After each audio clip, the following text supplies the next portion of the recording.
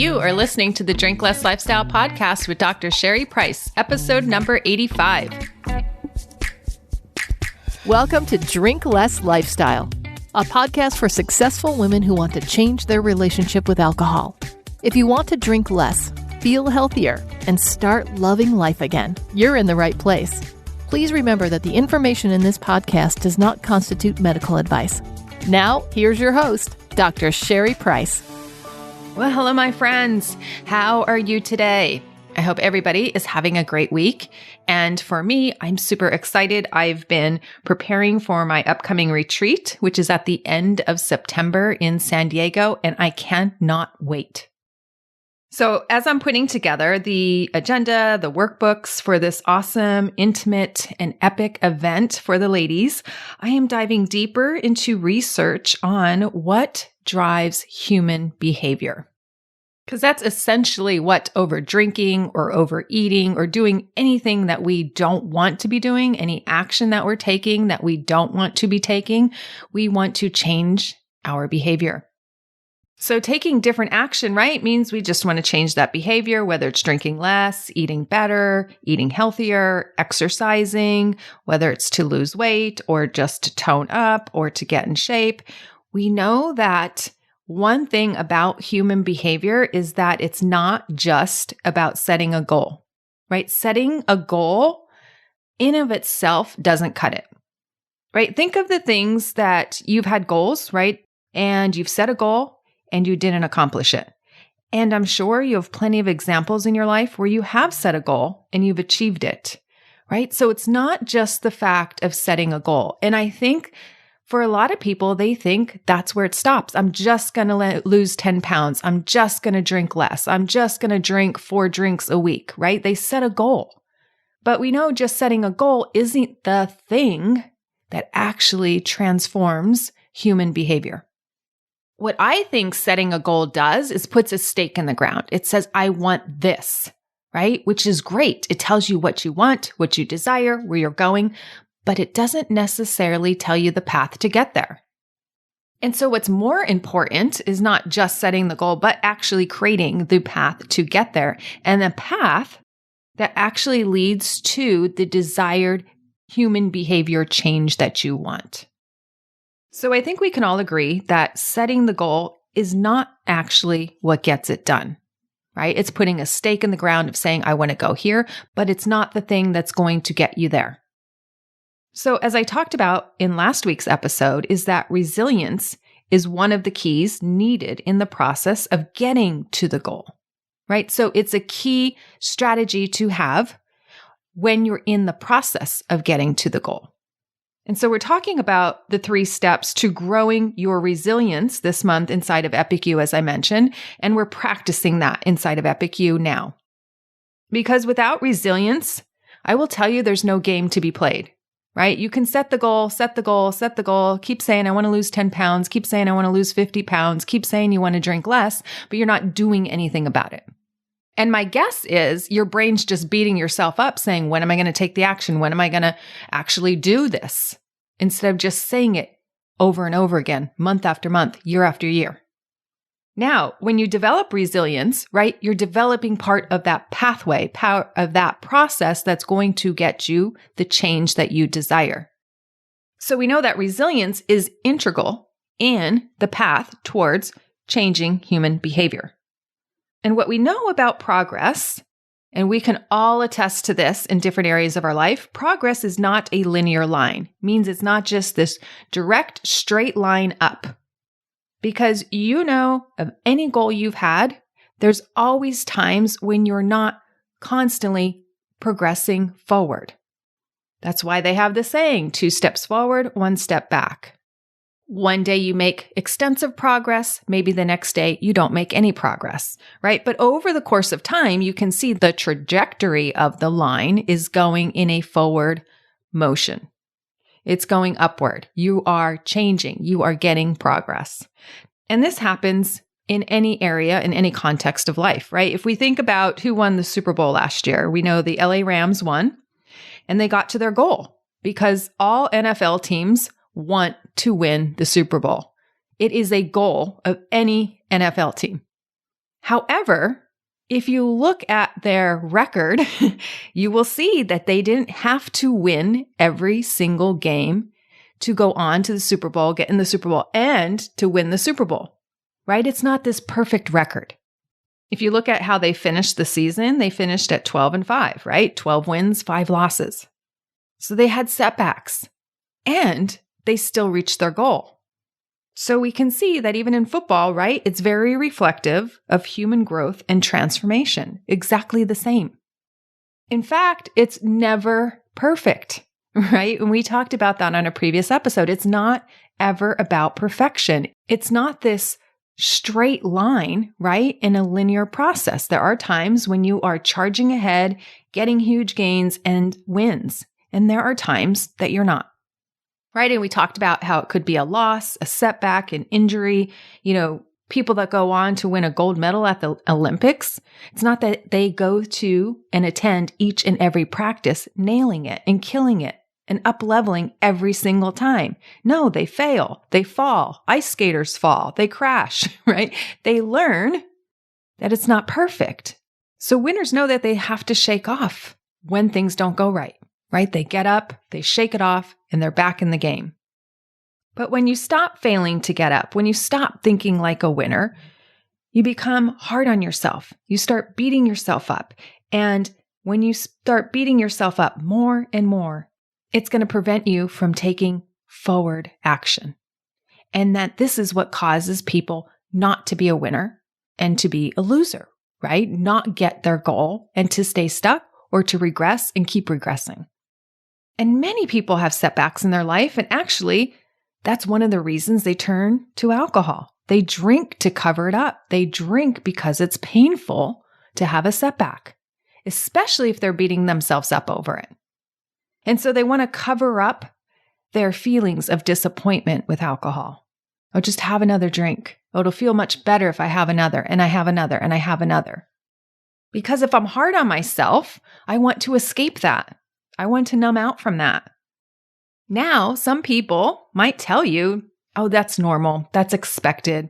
Oh, you're grieving. Oh, you're going through loss. Oh, you had a hard day, or you have a difficult period of your life. It's okay you're drinking. Oh, it's okay.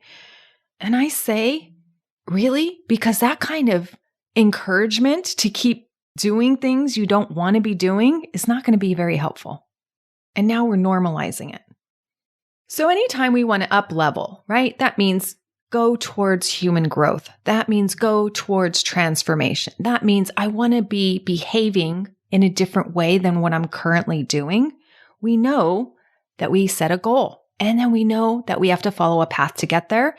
And we also know that there are going to be setbacks along the way. Now, here's the thing I want to say about setbacks. They may happen with more frequency in the beginning, but if they keep happening, that means we're not learning and growing. So I have heard women say, oh, I've conquered the drinking thing Monday through Thursday, but what happens on Friday and Saturday? I still have blackouts, or I still overdrink, or I still have hangovers, and I'm still missing the workouts, or I'm still missing family things that are going on, and I'm forgetting conversations. I'm still overdoing it. Now, if that keeps happening weekend after weekend or with some type of periodic regularity, we know that your growth has been stunted. We know you've plateaued, right? We can see this with weight loss. We could see this with exercise. And that means when you've plateaued, you're not going further.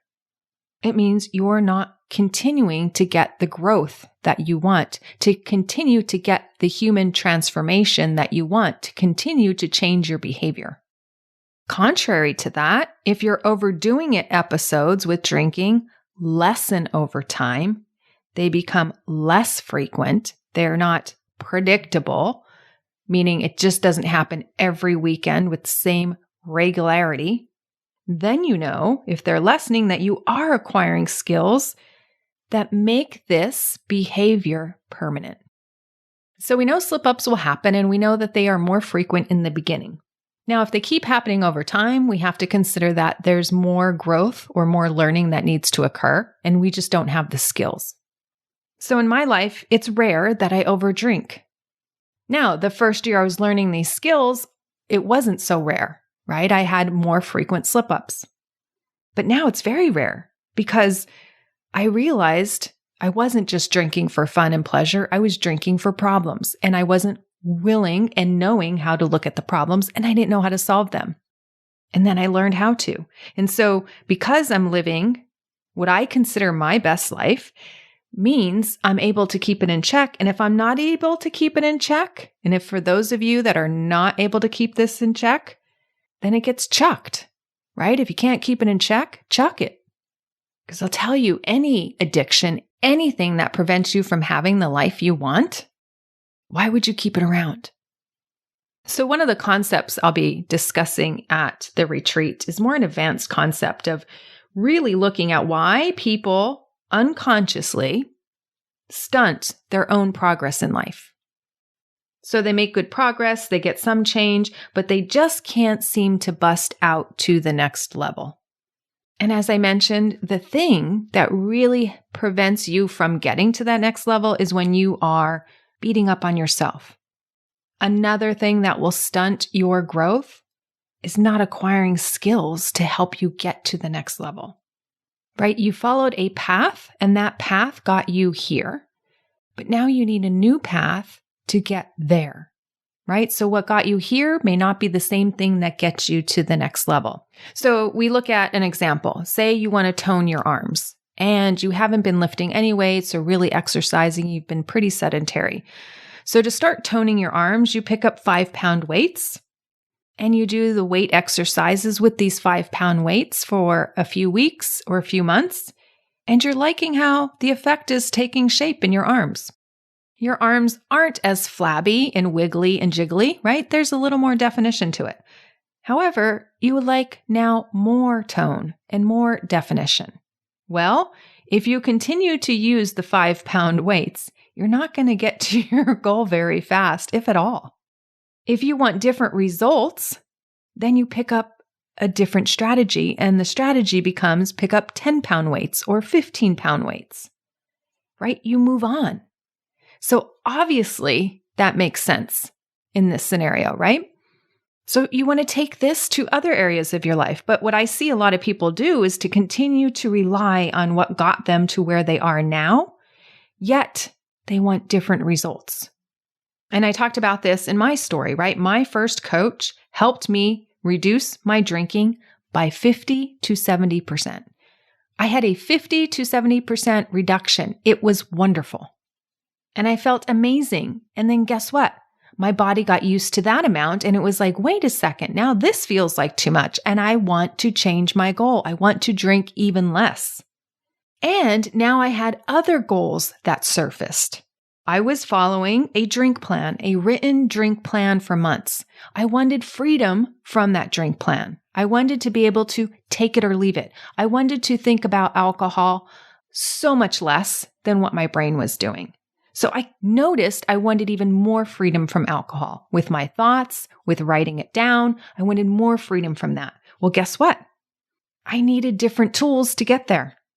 And the tools and skills that my first coach offered didn't help me get there.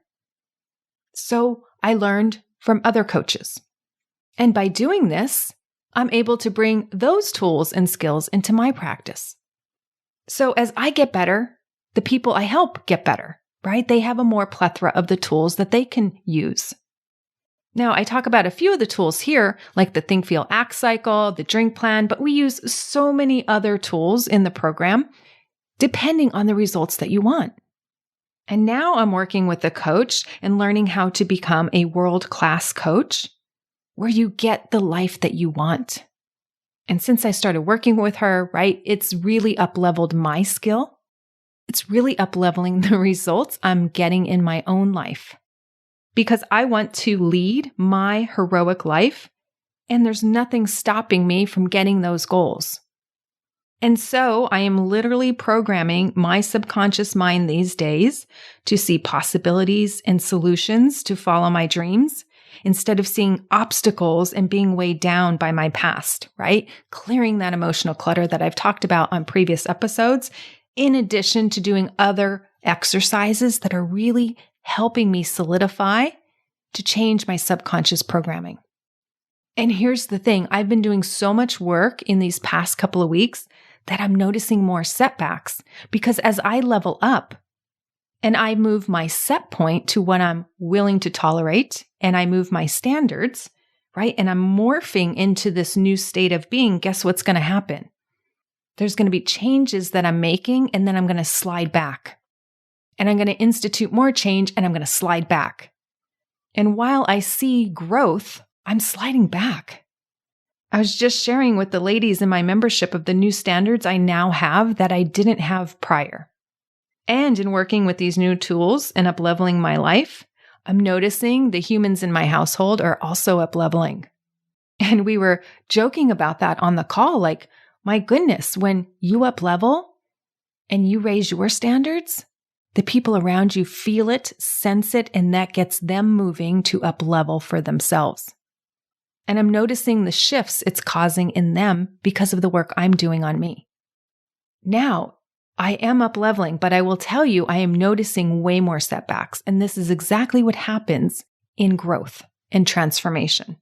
And if my brain was to look at 2 points on a curve, it was to look at what I'm doing now in certain areas of my life versus even 4 months ago, just those 2 data sets, it might look like I'm regressing.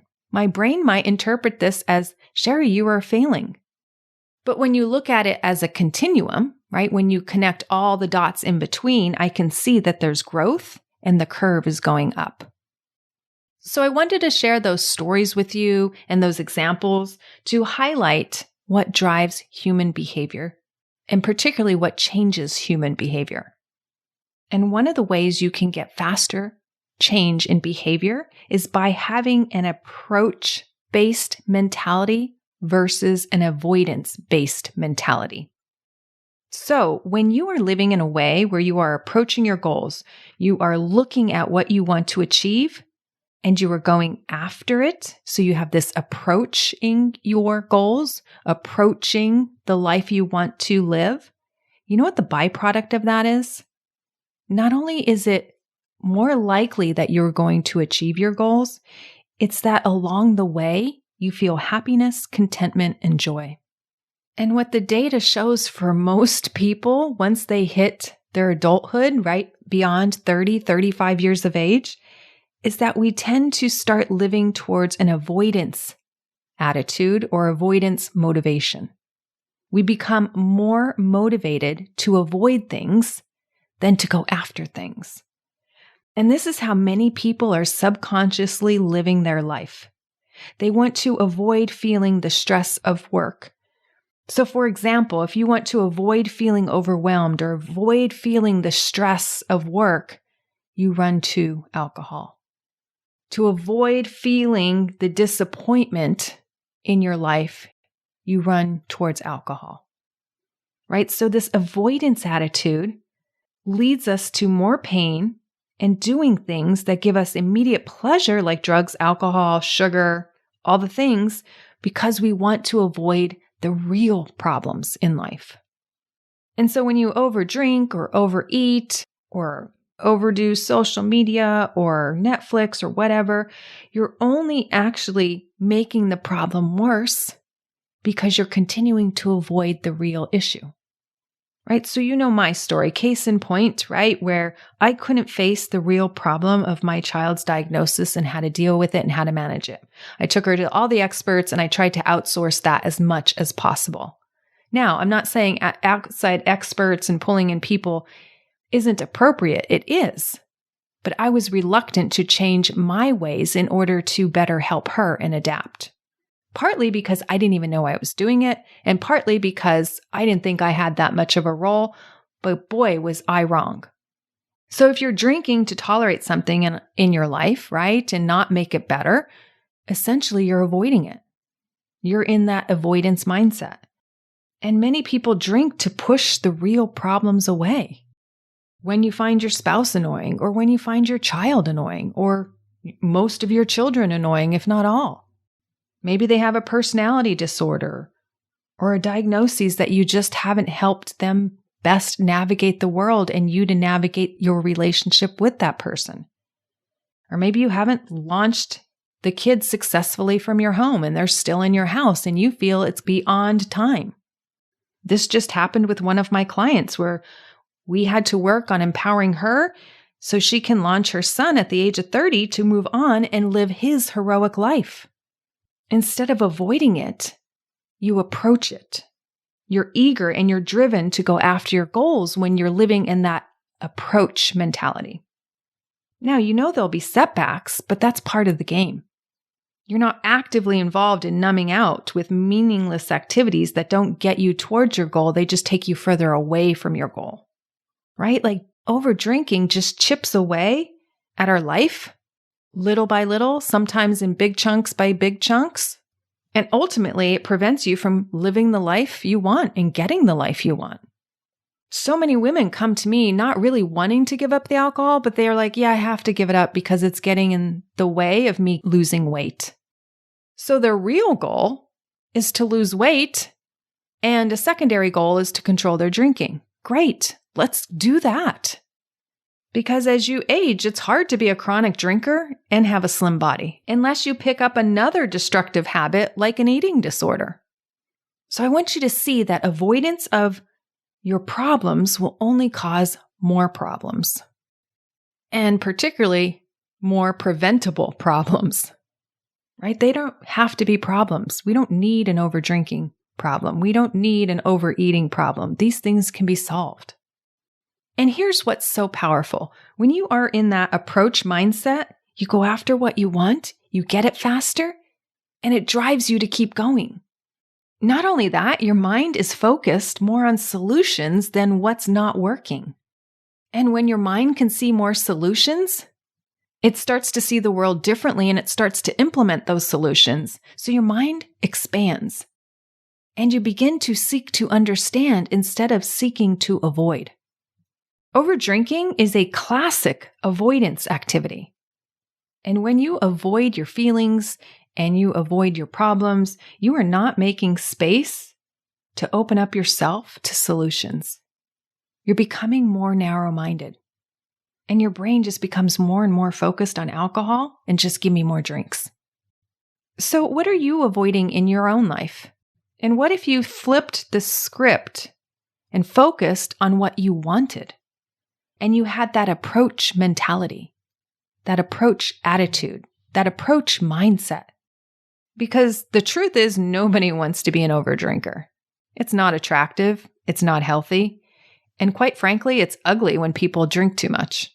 Ugly things come out of their mouth. Their behavior is not pretty. It could be pretty disastrous.